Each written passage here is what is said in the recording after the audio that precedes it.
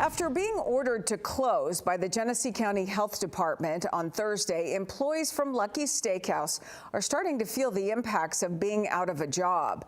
One worker has been with the restaurant chain for nearly a decade and tells reporter Deshaun Johnson when she heard Lucky's was being forced to close, she was shocked. I had a coworker that called me, I think it was around 7:30, just sitting at home on my couch, and she said the health department just walked in. Nicole Ross, an employee of Lucky's in Davison, says when she first heard the news about Lucky's being closed by the Genesee County Health Department, she thought her coworker was kidding. And then I want to say it was probably like an hour later, she texted me and she was like, we're closed. During an inspection by the health department on February 18th, 6 different violations were observed. 4 of those were repeats from a previous inspection in December 2025.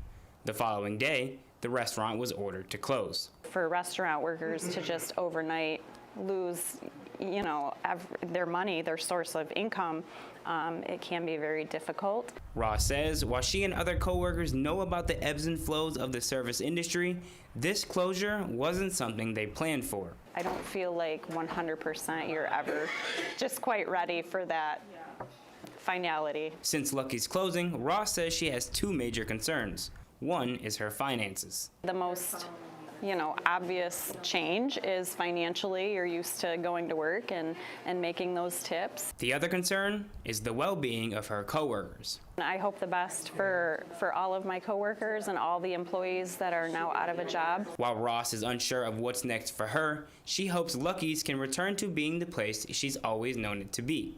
I know the potential. I know that it is a staple in the community. And so my hope is just for them to come back bigger and better, regardless of what that takes. Ross tells me she hasn't been given a definitive timeline as to when the restaurant will open again.